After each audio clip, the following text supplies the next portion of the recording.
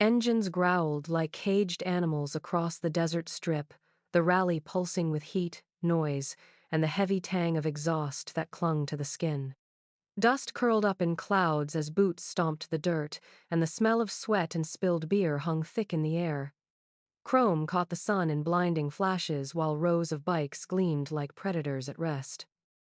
The beer tent was the heart of it all, canvas flapping in the dry wind, music bleeding from battered speakers, men and women pressed shoulder to shoulder as they shouted over the roar.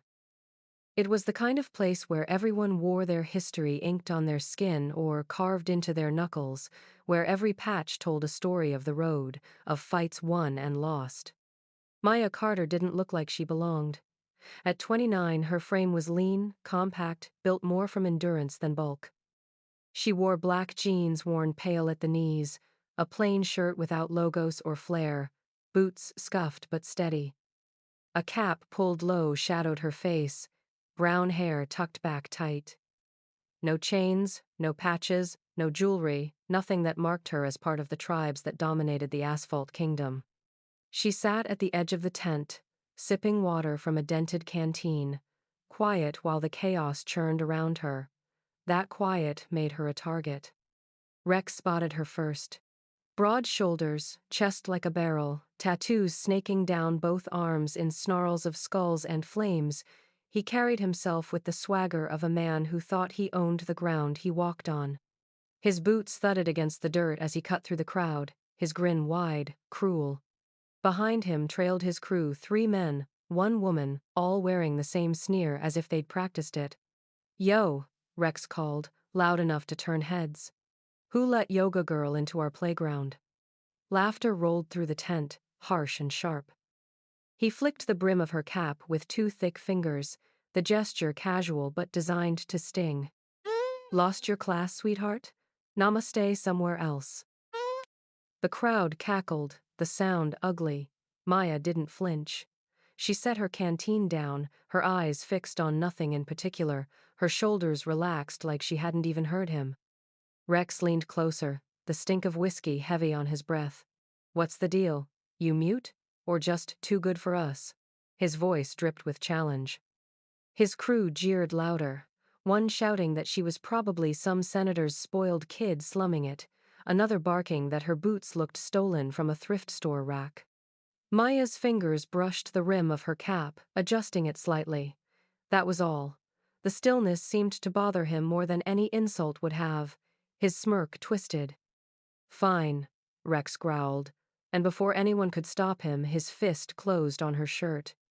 With a sharp yank, fabric tore under his grip, the sound loud as a gunshot beneath the canvas roof. Gasps broke through the laughter. The cotton peeled back across her shoulder blade. The rally froze. Ink stared back at them black and bold. A Marine Corps emblem spread wide across her back, the eagle and globe etched sharp around the numbers of a combat unit. Not a tourist tattoo, not a biker's art piece, but the kind of mark earned with sweat, blood, and fire. The kind men didn't joke about because they knew what it cost. Silence pressed heavy. Rex's hand loosened, his mouth open but wordless. His crew shifted uneasily, eyes darting. From the far side of the tent, an older biker stepped forward. His beard was gray, his face lined and scarred from more battles than he could count. One hand curled stiff like it had healed wrong after a break. He stopped a few feet from her, eyes locked on the ink. His voice came out rough, quiet but carrying over the still air. "Ghost Vipers Unit, you served?" The laughter that had filled the tent only moments before was gone, stripped away like sand in the wind. No one spoke. Engines rumbled in the distance, and the smell of fuel still hung in the heat, but under the tent it was dead silent. Maya pulled her shirt straight. Calm as ever. Her eyes steady beneath the shadow of her cap. The balance of the rally had shifted, and everyone knew it. The desert heat pressed down like a weight, the kind that made every movement feel slower, heavier. Dust clung to sweat, to boots, to the back of throats. Maya adjusted the torn edge of her shirt with a calmness that didn't fit the moment, tugging the fabric back into place until it covered the emblem again. She capped her canteen, raised it to her lips, and drank slow, deliberate sips as though nothing had happened, as though Rex's hand hadn't just torn through the fabric in front of 100 eyes. Her silence only made the air feel tighter. Rex forced a laugh, the sound too loud, too sharp. "Relax, people," he called, spreading his arms as though the whole thing had been a joke. "Ink don't prove a damn thing. Anybody can get a tat if they've got a few $100 and a low pain tolerance." His crew echoed him, but it was a hollow noise, brittle around the edges. Because the whispers had already started. Low, urgent, reverent. "That mark's only for combat Marines. No civvy carries that. That's Ghost Viper's unit." Men who'd been in the Corps themselves leaned forward, squinting like they couldn't quite believe it. Women who'd lost brothers or fathers to the sand and steel of overseas wars went quiet, watching her with something that wasn't laughter. Maya didn't acknowledge any of it. She set the canteen back down on the scarred wooden table, her posture loose but steady.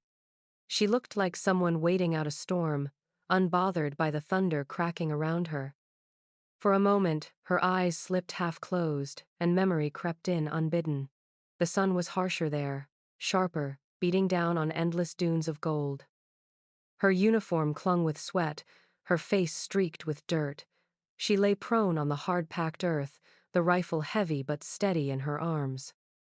A shadow fell over her, a tall figure, face obscured by light and dust. His voice was low, unshakable. "Patience, Carter. Don't force it. Breathe. The shot's yours." The crack of a distant rifle echoed in her head before she blinked back into the present. A man named Duke broke the silence. He was taller than Rex, older too, his leather vest covered in patches, his voice deep and gravelly. He jerked a thumb toward the pull-up bar bolted between two poles near the edge of camp. "Words don't mean shit," he said. "Prove it, right there. Let's see what you've got." The crowd shifted, hungry for blood or truth, maybe both. Rex smirked, nodding eagerly as if the challenge would save face. "Yeah," he said, loud again. "Show us you're more than a pretty stamp." Maya rose without a word. She crossed the dust in steady strides, boots scuffing the ground, the air electric with anticipation. At the bar, she wrapped her hands around the steel, palms chalk dry, and pulled herself up once. Smooth. No wasted movement. She dropped, rose again. Twice. 3 times. By 10, the murmurs had stopped. By 20, heads began to turn. By 40, the silence was complete, broken only by the rhythm of her breath and the squeak of the metal pole under her grip. Her body moved like a machine, no sway, no desperation, just control. 50, 60. A few of the men who had served stared with open mouths, one muttering under his breath, "No way, not like that." Even the toughest veterans rarely broke 60. Maya didn't stop. 70. 75. At 80, she lowered herself slow, touched her boots to the dirt, and let go of the bar like it had been nothing more than a casual stretch. Her breathing was steady, her shirt clinging with sweat, her face calm. She reached for her canteen again, took another slow drink. The crowd erupted not in laughter, but in disbelief. A ripple of muttered curses, gasps, even a whistle or two. Duke's mouth twitched into something that might have been respect. Rex's grin was gone. His jaw worked like he wanted to say something but couldn't find words. His crew shifted behind him, shoulders tight, eyes avoiding hers. For the first time, the balance shifted. It wasn't just a stranger with a mysterious tattoo anymore. It was someone who had shown them without speaking a single word that she belonged somewhere far beyond their jeers. The bravado of Rex and his gang cracked, hairline fractures spiderwebbing across their arrogance. And Maya, cap still low, shoulders squared against the desert sun, didn't need to say a thing. Her silence was louder than anything Rex could shout. The desert night carried a restless kind of energy, the kind that prickled across the skin like static. Fire pits blazed in shallow barrels, their light throwing long shadows across the camp. Music thumped from a battered speaker near the beer tent, guitars and drums vibrating in the dirt, but even that couldn't drown out the hum of tension that had settled after the day's events. Beer foamed over the rims of plastic cups, voices rose in laughter that sounded too forced, and glances kept darting toward the woman in the plain black shirt and scuffed boots. Maya sat alone near the edge of the light, her canteen balanced on her knee, eyes on the flames. She hadn't said a word since the pull-up bar, hadn't given Rex or his crew the satisfaction of reaction. But silence only made men like him hungrier. Rex pushed through the crowd, his broad shoulders shoving aside anyone in his way. His swagger had cracks now, but he wore it like armor, chin high, jaw set. A hush rippled through the camp as he stopped in front of her, the fire painting harsh lines across his face. "You think you fooled us with a damn tattoo and a circus act?" His voice carried over the music, sharp enough to cut. "You're nothing but a fraud. If you're real, if you're what you claim, you'll fight me. Right now, dirt ring." The call was bait and challenge, insult and demand. Around them, boots scuffed, bodies shifted, and the circle began to form, as natural as tide pulling to shore. Men and women moved to the edges, cups in hand, eyes gleaming with the thrill of spectacle. Some shouted encouragement, others jeered, but all leaned forward, eager for blood in the dust. Maya set her canteen down carefully, as though nothing around her had changed. She rose, slow and steady, brushing dirt from her jeans. Her cap stayed low, shadowing her eyes, but the crowd felt the weight of her calm. Without a word, she stepped into the circle. Rex grinned, triumphant already. He raised his fists, flexing thick arms inked with flame and skulls, the firelight licking across his tattoos. The crowd roared approval, fists in the air, the night thick with sweat and smoke. The first punch came fast. Rex lunged forward, his knuckles smashing into her shoulder with the sound of flesh and bone meeting solid weight. The crowd cheered, expecting collapse, expecting pain. Maya barely moved. Her frame shifted an inch, her boots grinding into the dirt, her eyes lifting beneath the shadow of her cap, steady, cold, unflinching. Rex faltered for the briefest second, then swung again. But Maya had already moved.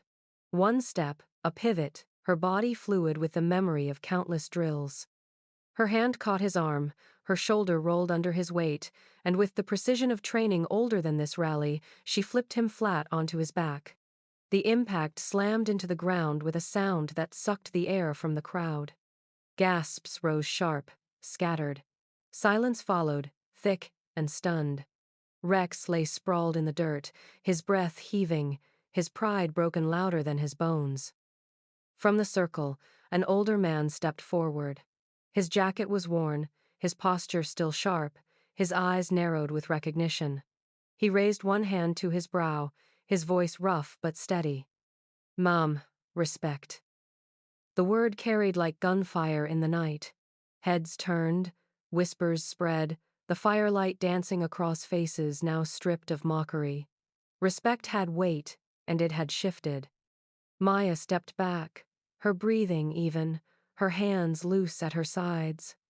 She didn't gloat, didn't smile. She simply waited until Rex staggered to his feet, dirt clinging to his shirt, shame heavier than his boots. His crew avoided his eyes, suddenly fascinated with the ground, their laughter swallowed by the dust. Rex spat into the dirt, his voice broken. "This ain't over." But the way he stumbled away, pride shattered and swagger gone, told the truth louder than words ever could.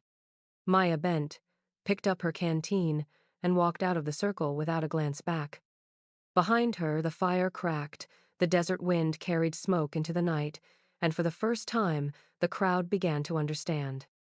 The night bled into uneasy silence after Rex staggered from the ring. The fire pits still burned, music still rumbled from the old speakers, and beer still sloshed in cups, but something fundamental had shifted.